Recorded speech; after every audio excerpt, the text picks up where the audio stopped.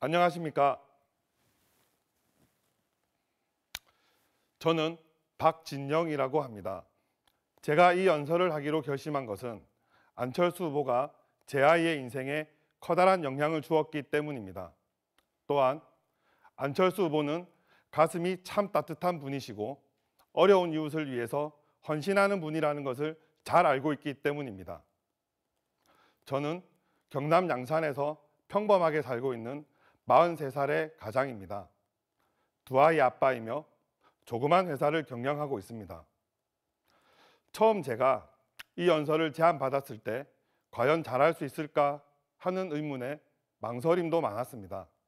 그렇지만 제가 어려울 때 저희 가족에게 큰 용기를 주셨던 만큼 안철수 후보가 저나 여러분의 귀중한 한 표를 받을 자격이 충분한 분이라는 것을 여러분들께 알려드리고 싶은 마음에서 용기를 냈습니다.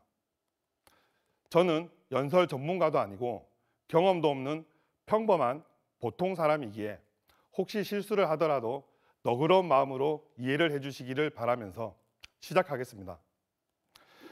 지난 2014년 그런 일이 일어났다는 것을 믿고 싶지도 않고 절대로 일어나지 말았으면 하는 일이 저희 가족에게 일어났습니다. 지금도 그것이 꿈이었으면 좋겠다는 생각이 들 정도로 말입니다. 그때 제 큰아이는 초등학교 4학년이었습니다. 학교 생활도 잘하고 집에서도 바르게 행동하는 건강하고 착한 아이였습니다. 어느 날 아이는 등이 많이 아프다고 하였습니다. 병원을 다녀보았지만 통증은 가라앉지 않았습니다. 부산 인근의 의사를 찾아다니며 원인을 알아보았지만 성장통 이외에는 특별한 원인이 없다고들 하셔서 대수롭지 않게 여겼습니다. 그렇게 2달여를 지나가도 여전히 밤만 되면 아이는 많이 고통스러워했습니다. 다시 아이를 병원으로 데리고 가 MRI를 찍어봤더니 의사 선생님은 소견서를 써주시며 최대한 빨리 서울의 큰 병원으로 가보라고 하셨습니다. 검진 결과 척수종양이라는 진단이 나왔고 더 자세히 조직 검사를 해보니 역형성 상위세포종이라는 듣도 보도 못한 희귀 난치병을 진단받았습니다. 이 병은 악성 뇌종양의 한 종류로 신경조직에 발병하게 되는데 종양이 커지면 신경을 마비시키고 호흡을 어렵게 한다고 말씀하셨습니다. 특히 자율신경계가 마비되면 심장을 멈추게 할 수도 있다고 하였습니다. 순간 저는 심장이 멎어버린 듯 가슴이 내려앉았습니다. 아무 말도 할 수 없었고 머릿속이 하얗게 텅 비어버렸고 눈앞이 캄캄해졌습니다. 더구나 이 병은 희귀 난치병이라 눈부시게 발전한 현대의학으로도 치료의 방법조차 없어서 앞으로의 일을 예단할 수 없다고 하였습니다. 이번 며칠 뒤부터 아이의 병은 악화되기 시작하였습니다. 아닐 거야, 아닐 거야. 마음속으로 부정하면서 도와달라고 하늘에 빌어도 봤지만 이내 아이에겐 하반신 마비가 오고 며칠 후부터는 호흡 부전으로 인공호흡기를 달아야 하는 처지에 놓이게 되었습니다. 결국 아이는 하반신에 이어서 상반신까지 마비가 번지고 전신 마비의 증상이 나타났습니다. 주치 교수님은 종양이 고약해서 진행 속도가 생각 이상으로 빨라 앞으로 일주일을 넘기기 어려울 수도 있을 것 같다고 하였습니다. 정말 착하고 예의 바른 아이인데 살려만 주십시오. 제발 살려만 주십시오 하면서 저는 의사 선생님들께 그렇게 애원하였습니다. 하지만 병세는 더 악화됐고 의사 선생님의 예상대로 심장이 멎는 일까지 생겼습니다.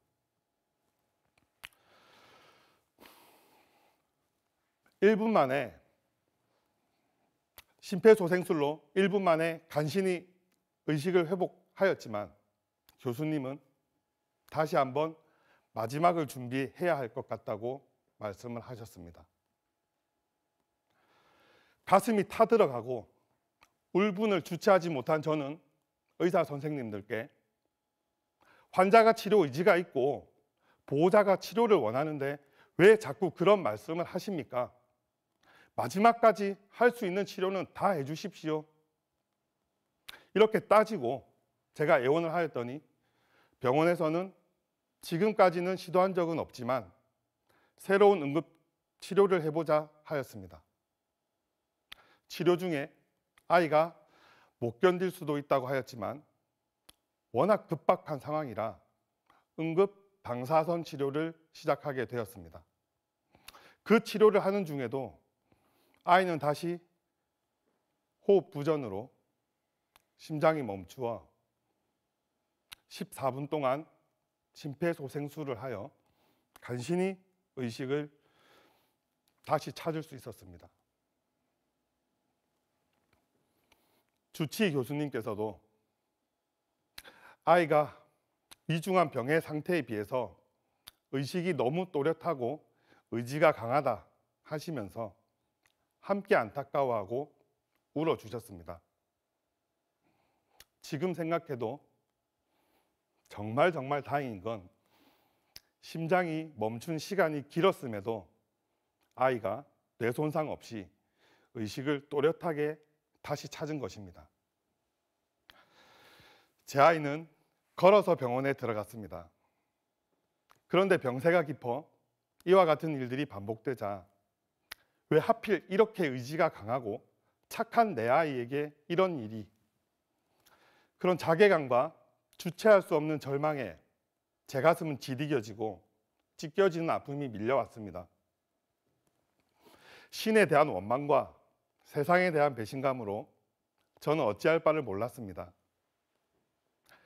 아이의 생명은 바람 앞에 촛불같이 흔들리는데 아비로서 아무것도 해줄 수 없다는 무력감, 제 자신이 미웠습니다. 제 생애 가장 힘든 시간이었습니다. 아이는 그 고통의 시간에도 잘 견뎌주었습니다. 그때마다 저는 아이의 용기를 북돋아 주었고 아이를 즐겁게 해주려고 애를 썼습니다. 그러던 어느 날 지금 누가 제일 보고 싶냐고 아이에게 물었더니 아이는 대뜸 유재석이라고 답변을 하였습니다. 그리고 만약에 안 되면은 안철수도 좋고, 저는 좀 뜻밖이었습니다. 아이의 꿈은 과학자였고 평소 책을 많이 보는 편이었는데 저는 아이를 위해 안철수 후보에 져서 행복 바이러스 안철수라는 초등학생을 위한 책을 사주었고 저 역시 안철수 생각을 읽으며 안철수 후보자에 대하여 아이와 이야기를 나눈 적이 있었던 것도 같습니다. 그렇다고 해도 생명이 꺼지려는 이 절체절명의 순간에 이 아이가 가장 보고 싶어하는 사람의 안철수 후보가 꼽힐 것이라고는 상상하지 못했습니다. 언제 불행한 일을 당할지 알 수 없는 제 아이의 소원, 저는 꼭 들어주고 싶었습니다. 마침 제 주변을 둘러보니 안철수 후보와 연락이 닿을 만한 분이 계셨습니다. 그분께 제가 처한 제 상황과 아이의 바람을 간곡히 전하였습니다. 과연 아이의 소원을 들어줄 수 있을까? 워낙 바쁜 분이고 잘 알지도 못하는 저지에 제 딱한 사정만 생각한 것이니 그분이 거절해도 원망할 일은 아니었습니다. 그런데 바로 다음 날 연락이 왔습니다. 안철수 후보가 병원에 오겠다는 것이었습니다. 반갑기도 하고 놀랍기도 하고 정말 고마운 일이었습니다. 병원 1층 로비에서 안철수 후보를 만났습니다. 주변에 계신 분들이 속삭이는 소리가 저에게 들렸습니다. 안철수 아니야? 맞네, 안철수. 네, 안철수 후보의 유명세는 제 상상 이상이었지만 제 눈에 비친 그분은 굉장히 겸손하고 소박한 분이었습니다. 저와 아이를 대하는 안 후보자는 매우 진중하였고 그분의 행동에서는 오직 아이만을 위한 마음을 엿볼 수 있었습니다. 병원 중환자실에서 의사 선생님, 간호사 선생님들도 함께 계셨습니다. 안 후보가 의사 출신이니 병원 관계자와 무슨 말씀이라도 나누고 가실까 하는 생각이 잠시 스쳤지만 후보자께서는 아무런 내색 없이 제 아이만을 만나고 가셨습니다. 그 자리에서 안철수 후보가 아이에게 이런 말을 했던 것으로 기억합니다. 훌륭한 사람에게는 누구나 한 번쯤 시련이 온단다. 이 아픔과 고난을 이겨내면 반드시 훌륭한 사람이 될 수 있을 거야. 힘내고 꼭 이겨내길 바란다. 그때 아이는 기관 절개술을 받고 인공호흡기가 연결돼 있어서 말을 할 수는 없었지만 의식은 명료해서 듣고 보는 것에는 지장이 없었습니다. 눈을 껌뻑거리면서 안철수 후보의 말씀을 진지하게 듣던 아이에게 안 후보자께서는 이런 말씀도 해 주었습니다. 나중에 네가 다시 말을 할 수 있을 때 그때 우리나라가 어떻게 하면 더 좋은 나라가 될 수 있는지 너와 의논하러 다시 한번 올게. 그리고는 중환자실을 나오셔서 저에게는 참 안타깝습니다. 학교도 가고 싶을 테고 친구와 놀고도 싶을 텐데 보호자분께서 힘내셔야 합니다. 끝까지 용기 잃지 말고 힘내시기 바랍니다. 다 잘 될 겁니다. 이렇게 말하면서 저의 두 손을 잡고 용기와 격려를 해 주셨습니다. 짧은 순간이었지만 저희 가족에게 안철수 후보는 큰 용기와 남다른 기억을 남기고 가셨습니다. 모두의 바람과 정성이 통했는지 아니면 신께서 기도를 들어주셨는지 모르지만 다행히도 아이는 큰 고비를 넘기고 조금씩 생명의 힘을 다시 키워냈습니다. 비록 후유증으로 장애를 가지게 되었지만 어느덧 2년 6개월이란 시간이 지났습니다. 아직 3달에 한 번 병원에서 검사를 받아야 하는 아이는 주로 집에서 텔레비전을 보며 시간을 보냅니다. 전 국민을 심통하게 만들었던 박근혜 전 대통령의 탄핵 사건을 접하며 아이에게 물었습니다. 다음 대통령으로 누가 되었으면 좋겠어? 그랬더니 아들은 안철수라고 답하였고 전 다시 물었습니다. 왜? 네가 아플 때 면회 와서? 솔직히 그런 것도 있지만 안철수는 거짓말 안 할 것 같아서. 그리고 본격적인 선거운동이 시작되면서 아이와 다시 대화하였습니다. 왜 안철수가 대통령이 되었으면 좋겠어? 아들은 다시 대답해 주었습니다. 안철수는 V3 백신을 만들어서 큰 돈을 벌 수 있게 되었지만 전 국민에게 무료로 나누어 주었잖아. 그게 좋고 또 재산이 많아서 비리는 없을 것 같아. 아들의 대답에 아빠로서, 어른으로서 한편으로는 미안한 마음이 들었습니다. 저는 제 아이의 맑은 눈과 깨끗한 영혼을 믿습니다. 그러기에 아이의 소망이 꼭 이루어지기를 바랍니다. 제가 오늘 이 자리에 선 것은 제 아이와 안철수 후보의 인연만을 이야기하려는 것은 아닙니다. 저와 비슷한 처지의 부모님들 절대 희망을 버리지 말고 힘내시라는 말씀을 꼭 드리고 싶습니다.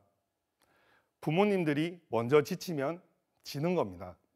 끝까지 용기를 잃지 마십시오.